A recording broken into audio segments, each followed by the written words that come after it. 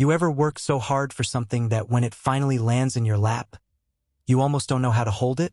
That was me, Daniel Rivers, 33 years old, senior financial analyst at Morrison Investment Group, and for once in my life I was winning. I'd just come off a brutal quarter, pulled double shifts, fixed a client portfolio that should have cratered, made one bold recommendation that saved the firm almost $7 million. I wasn't looking for a parade, just breathing room. Then the promotion came. Senior analyst, corner office with a door that actually closed, and a bonus check, $12,800. Enough for the down payment on my first real home. My name on the deed, my space, my future. For 5 seconds I felt something like peace. But peace doesn't last long in my family. Not when my mother's involved. The day I told them about the promotion, Mom clapped like I'd won an Oscar. "We knew you'd finally make something of yourself," she beamed, like I hadn't been quietly holding this family's finances together since I was 24. Dad offered his signature grunt of approval. Frank Rivers, master of avoidance. He's the kind of man who thinks being emotionally available is a liberal conspiracy. Olivia, my younger sister, chimed in with a smile so sweet it could rot teeth. "Proud of you, big bro," she said, but her eyes were calculating. Olivia doesn't say much without a motive. Always been the favorite. Always will be. They invited me over for a small family dinner that weekend. Just us, they said. Something quiet to celebrate. I should have known better. When I pulled up to their place in the South Boston suburbs, there were balloons on the mailbox. Pink ones. A "Welcome Baby" banner strung across the garage. SUVs clogging the street. Inside, the dining table was buried under gifts. A fully catered spread lined the kitchen. And right there, in the center of it all, was a giant poster board that read, "Sponsored by our generous Uncle Daniel." Took me a full minute to understand. They'd thrown a massive baby shower for Olivia. On my dime. Party I never agreed to fund. Using money I hadn't even touched yet.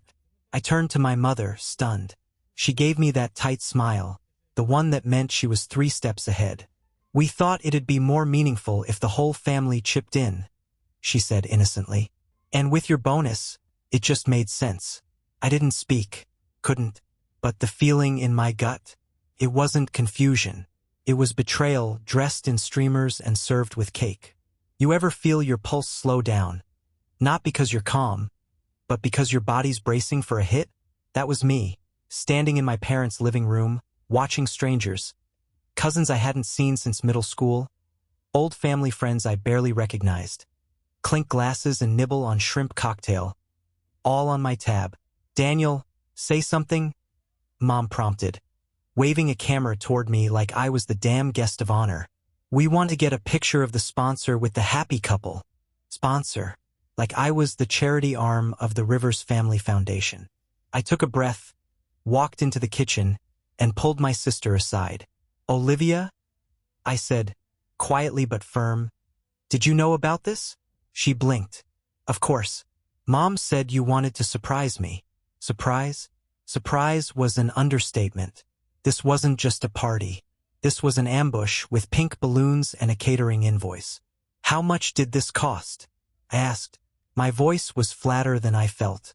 "Oh, not much," she said. "Just around 12 grand. Then she laughed. "But you can afford it now, right?" I walked away before I said something I couldn't take back. Found the nearest quiet corner and pulled out my phone. Opened my bank app. And there it was. The transaction hit 3 days ago. $12,800. Withdrawn from an account I hadn't touched in years. A joint account I opened with my parents back when I was 22 and too naive to know better. The kind of account I'd forgotten even existed. That's when I realized the truth. This wasn't spontaneous. This was planned. My parents had watched me get promoted, waited for that bonus to clear, and emptied the account like it was theirs. And then, like the cherry on a sundae, they told everyone I had paid for it. Generous Daniel. Selfless Daniel. The ever-reliable bank of Daniel. I stared at my phone, then back at the party.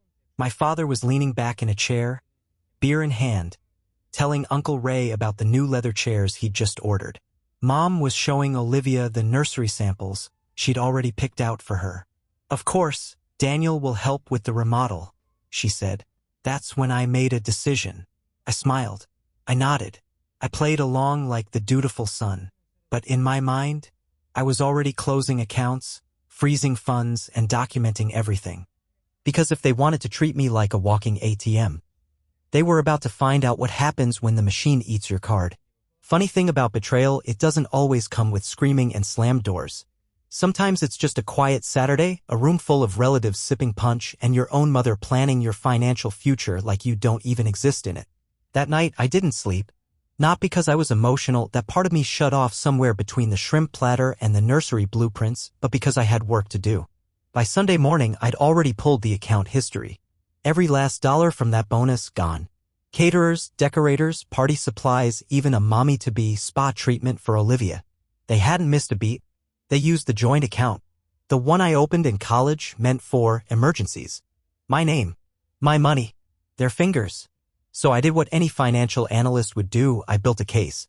I printed the statements. Labeled every transaction. Pulled credit reports, verified emails.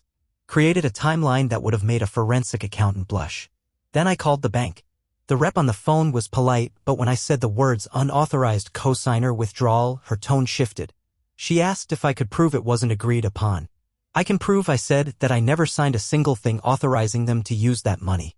Not recently. Not for this. She paused, then said she'd escalate it to the fraud department.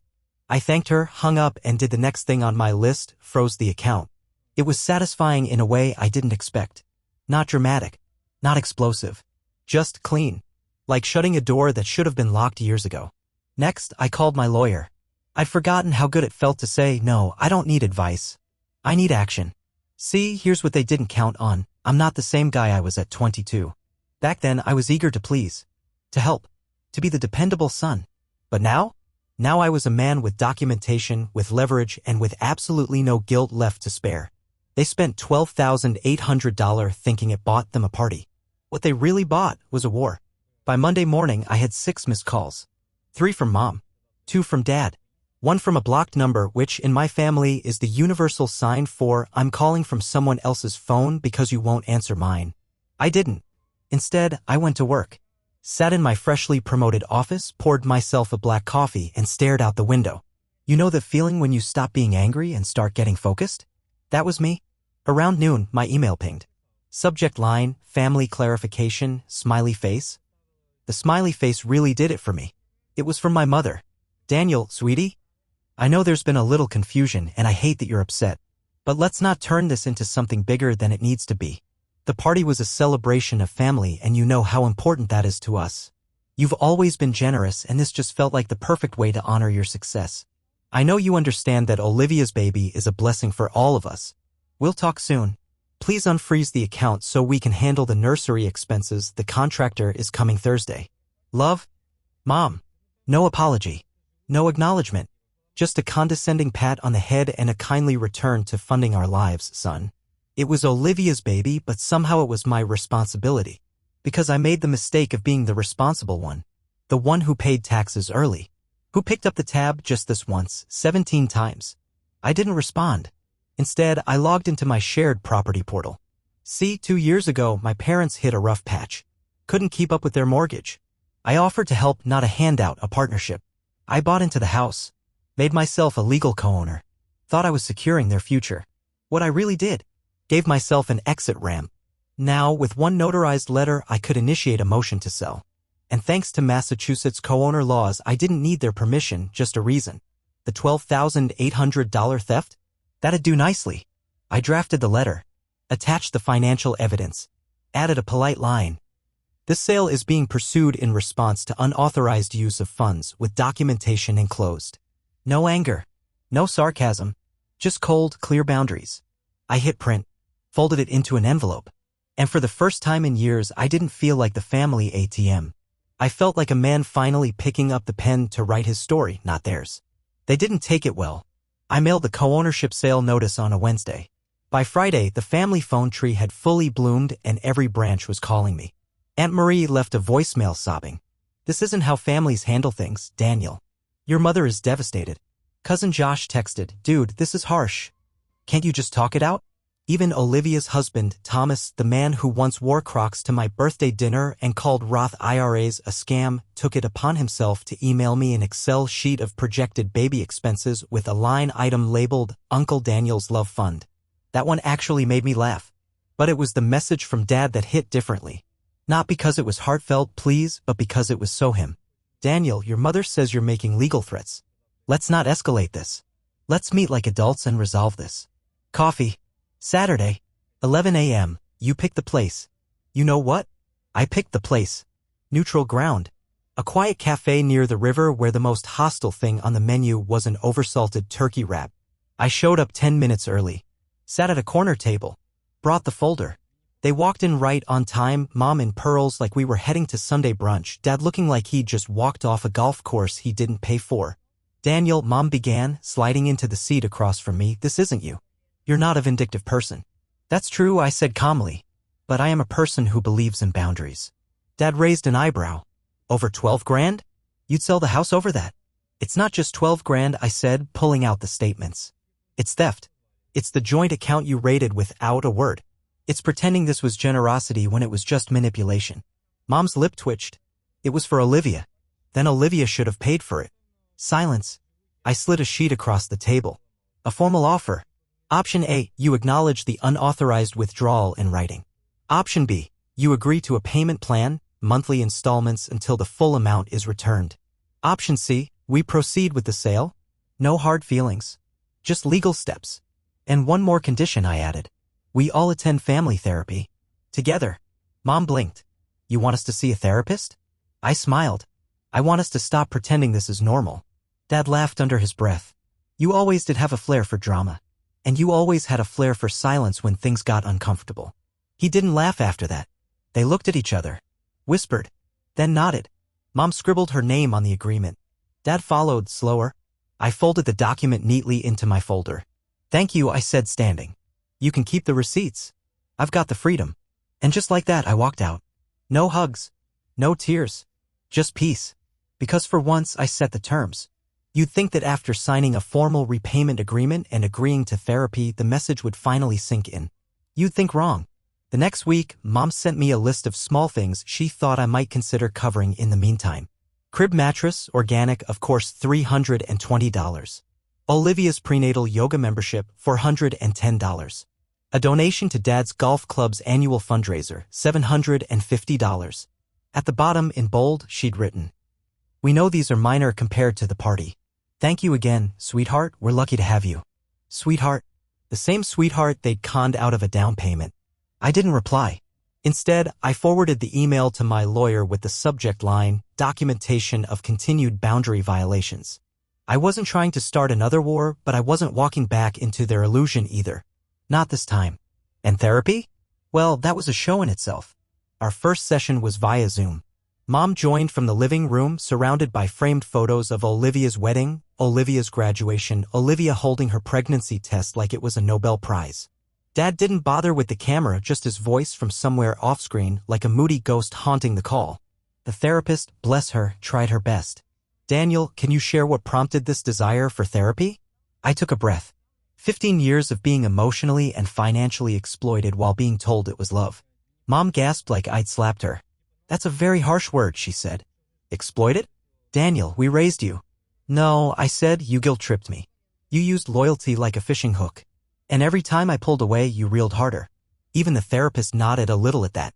Dad chimed in. "Look, nobody's perfect. Families lean on each other. This is just how we do things. And I'm saying how we do things stops here." Another session ended with Dad muttering that therapy was a scam for people who couldn't just have dinner and move on. But I didn't care. Because I wasn't doing this for them. I was doing it for me. Meanwhile, I finished closing the old joint accounts. Locked down every shared document, every open file. I even updated the utilities on the house we co-owned, removed my name from their gas and electric, one tiny financial tether at a time. I kept records. Every payment. Every text. Because trust is great. But paper trails? Those are forever. You know what's funny? Once you stop funding the circus, you stop being the ringmaster. Suddenly, the calls slow down. The texts get colder. The family dinners get quieter, or you're not invited at all. And just like that, you go from our Daniel to he's been difficult lately. I got wind of what they were saying through the family grapevine. Olivia told Aunt June I was in a weird mood lately and taking things too personally. Dad told his bowling buddy that I was on some power trip since the promotion. And Mom? Oh, she played her part to perfection. We don't know what triggered it. He's always been so responsible. Maybe the pressure got to him. The kind of subtle smear campaign only a mother could wrap in concern. Meanwhile, the repayment plan I drafted? Late.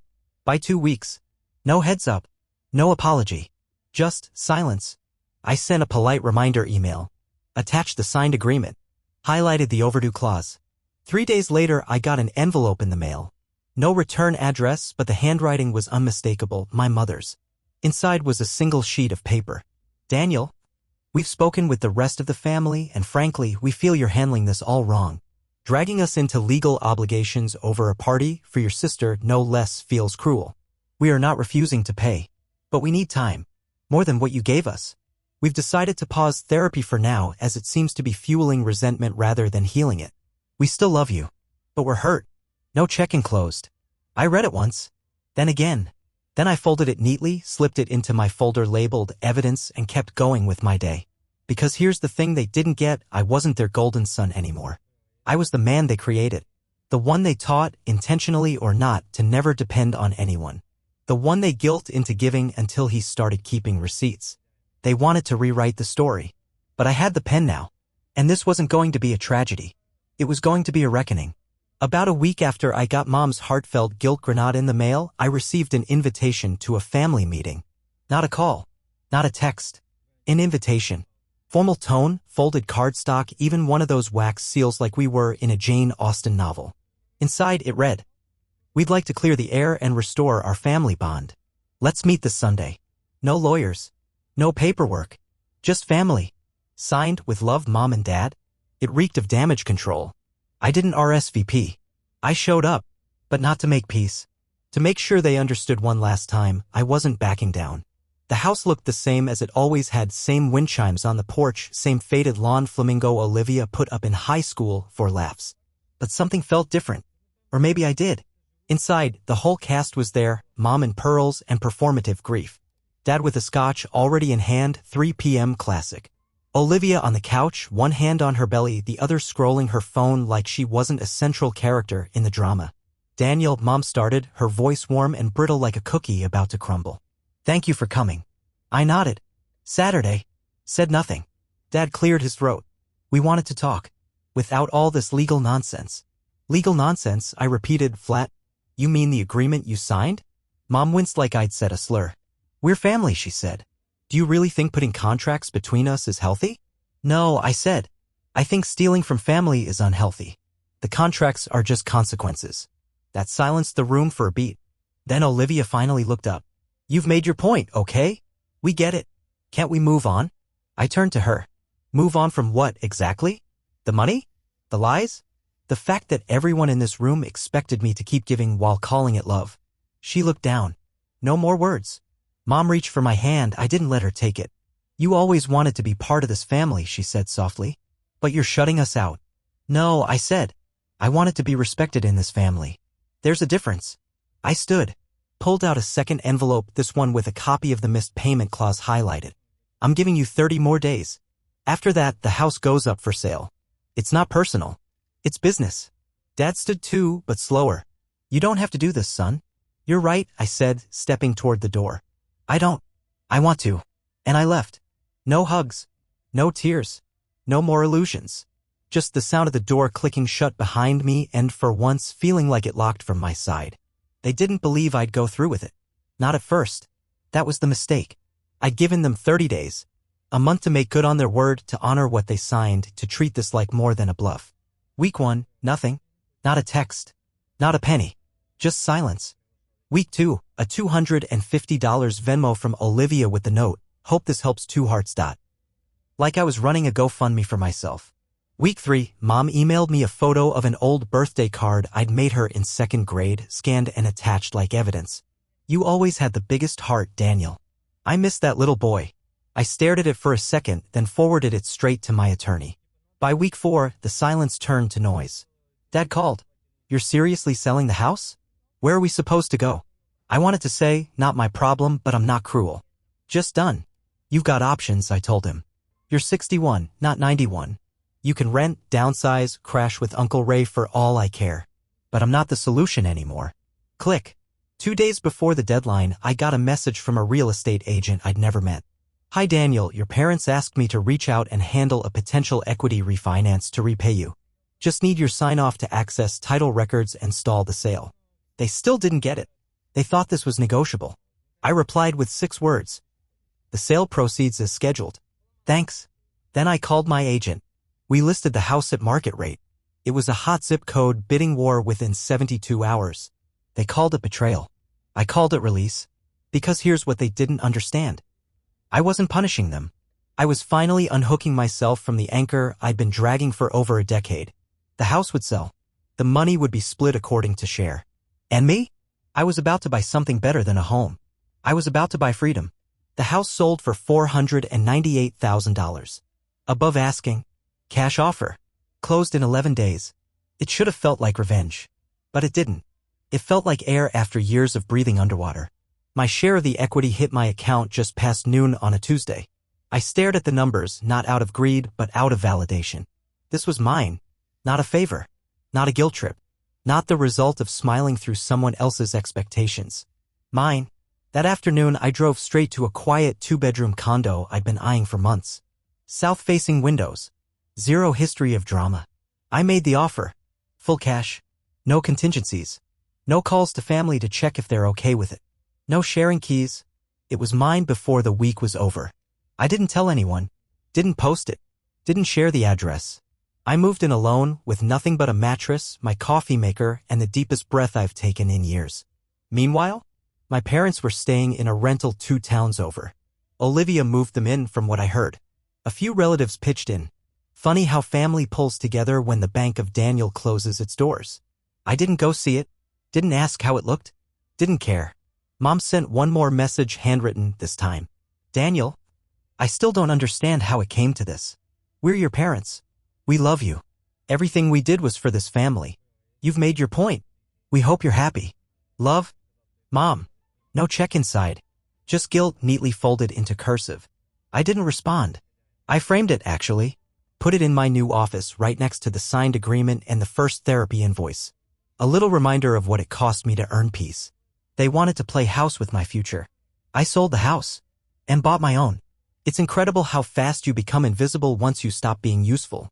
After the house sold and I moved, the family group chat went suspiciously quiet. You know the one, the digital dinner table where everyone suddenly remembers you exist when a bill's due or someone needs a quick favor. Before, I got 20 messages a week. Photos of Olivia's ultrasounds. Memes from Dad I didn't understand. Mom sending me links to stylish diaper bags with winks and passive-aggressive hearts. Yeah? Radio silence. Then came the Sunday silence breaker. Family dinner this week, sparkling heart. Olivia says bring your appetite. Sent by Mom. Group message. No direct invite. No follow-up. I stared at it for a while. Didn't respond. An hour later, I got another message, private this time. From Olivia. Are you coming or still too busy being mad at everyone? Also, can you bring dessert? No apology. No accountability. Just entitlement glazed with attitude. I typed out a dozen responses. Deleted all of them. Then I sent one word. No. 10 minutes later, I was removed from the group chat. No message. No explanation. Just gone. Like I was never part of the circus to begin with. And weirdly, I didn't feel excluded. I felt free. Because here's the thing, they weren't inviting me back into the fold. They were baiting me back into the role. The reliable one. The fixer. The man who always showed up even when nobody showed up for him. But that man doesn't live here anymore. He's got his own keys now. And no, he's not bringing pie. 3 weeks after getting ghosted from the group chat, I got a voicemail from Dad. No greeting. No preamble. Just, hey, we're trying to get the baby's room painted before Olivia's due date. Mom says you know a guy. Call back. Click. No, please. No, have you been? Just the assumption that I jump. I didn't call back. 2 days later, I got a text from a number I didn't recognize. Hi Daniel, this is Carlos. Your dad gave me your number, said you'd handle payment for the nursery project? I've got you down for materials and labor starting this weekend. I stared at the screen. They were still at it. Still writing checks with my name on them like nothing had changed. That night, I drove by their rental. Just sat in the car across the street. The porch light was flickering. Lawn overgrown. No wind chimes. No flamingo. Their empire looked smaller now. Inside, I saw Mom holding up paint swatches to the window while Olivia stood nearby, visibly frustrated. Dad sat on the couch, drink in hand, flipping channels like none of this involved him. And me? I just sat there, watching the same people who once made me feel like I owed them everything now struggle without the scaffolding I'd unknowingly become. I didn't feel satisfaction. I felt clarity. The next morning, I texted Carlos. Hey, this is Daniel. You've been misinformed. I'm not funding any renovations. Please invoice the correct party. Best of luck. He replied with a thumbs up emoji. And that was that. I'd spent a decade believing my value was what I could do for them. Fix. Pay. Patch up. Smile. But boundaries aren't cruelty. They're clarity. They're saying, I love you, but I love me too. And I'm done paying rent on a role I never auditioned for. 2 months passed. Peaceful. Quiet. I filled my weekends with things that didn't come with a price tag attached to guilt. Long walks. Real books. Cooking my own meals without passive-aggressive comments about sodium or presentation. Then came the letter. Certified mail. Legal stationery. Return address? My parents' new attorney. That's when I knew. They were about to try something bold and stupid. I opened it slowly, like peeling off a bandage. Inside was a formal request for financial reconciliation. Apparently, Mom and Dad had concerns about the proceeds from the house sale, despite the sale being legal, clean, and split by the book. The letter stated they believed Daniel may have misrepresented expenses and profited unfairly. There it was. The last gasp of control dressed in legalese. They wanted to dig through my books now. Question my numbers. Paint themselves as victims of me. The irony? They picked the one fight they couldn't win. I didn't call them. I called my lawyer, forwarded the letter, and included every single documented transaction, every invoice, signature, bank transfer, and signed agreement in a color-coded PDF that would have made a CPA weep with joy. He laughed on the phone. They really don't know who they're dealing with. No, I said. They still think I'm the kid who used to drive them to doctor's appointments and felt bad charging gas money. They'll back off, he said. You've outgrown their game. And I had. Because this wasn't about money anymore. It never was. It was about power. About what happens when the one person who always bent decides to stand up straight. That letter? It wasn't a threat. It was a surrender disguised as a tantrum. And I didn't even need to fight it. I just needed to hold the line. I didn't hear from them for a while after the letter went nowhere. Guess my response, or lack of one, made it clear the Daniel they could push around was gone. Then, out of nowhere, I got a voicemail from Olivia. Not a demand. Not a guilt trip. A whisper. Hey. Just wanted to let you know the baby's here. It's a girl. Mom wanted to name her after you, but I told her no. Then silence. Click. No name. No apology. Just that little slice of news delivered like it was sacred. I didn't cry, but I did feel something shift. So I drove out there. Not to meet the baby. To end the story. When I showed up, Mom opened the door. Her eyes went wide like she'd seen a ghost. Daniel, she breathed. I'm not staying, I said. But we're going to finish this. She stepped aside. Olivia was on the couch, baby in her arms. Dad stood in the kitchen like a statue, arms crossed. I didn't sit. I took a breath. I'm happy for you, Olivia, I said quietly. And I wish your daughter a better family than the one I had to fight to escape. Silence. Dad scoffed, but didn't speak. That was his trademark passive resistance. I'm not here for drama, I continued. I'm here to make one thing clear. I reached into my coat. Handed them each a copy of a new document I'd drawn up with my lawyer. A family financial boundary agreement, final and notarized. It stated clearly and permanently. No shared accounts. No implied financial obligations. No loans, gifts, or assistance without written consent. Violations would result in a restraining order and legal intervention. Mom stared at it like it was written in a foreign language. You're making this legal? No, I said. You did. I'm just finishing what you started. Olivia looked up. Is this forever? No, I said. It's just until you learn to respect me. I turned, walked out, and didn't look back. Because this wasn't an ending. It was a beginning, mine. It came quiet. No fireworks. No court battle. No screaming matches on front lawns. Just a clean, sharp slice right where they didn't see it coming. See, while my parents were still trying to guilt me back into the role of emotional ATM, I made one last move. I contacted a real estate law firm specializing in quiet title actions. See, when I bought into the house years ago, I didn't just hand them money. I added clauses. Clauses no one read because I was just the responsible one. Clauses that triggered the moment the property sold, granting me temporary authority to review any future property transfer or cohabitation with financial implications tied to my name. And guess what Olivia had done? Put me down as her daughter's godparent, legally. Tied my name to her child's future trust fund. Filed paperwork listing me as the backup trustee. Without asking. So I activated the clause. Filed a petition to formally remove my name from everything. The godparent paperwork. The trust. The just-in-case family backup plan they had quietly built with my identity as their foundation. It passed. Without contest. Because when you play fair for too long, people forget you can play smart. The final letter I sent, no threats, no accusations, just a scanned court order and a closing line. Effective immediately, I am no longer a fallback, a wallet, or a second option. I wish your child a better world than the one you tried to trap me in. This was never about revenge. It was about return. And I've claimed mine. That night, I sat on my new porch. Bourbon in one hand. Peace in the other. No texts. No emails. No birthday cards pretending nothing happened. Just silence. The kind that finally felt like love because it came with respect. Let a woman be a bitch. Let a family lie with smiles on their faces. But let me be the man who walked through the fire and didn't just survive. I rebuilt. On my terms. And that right there, that was the real revenge.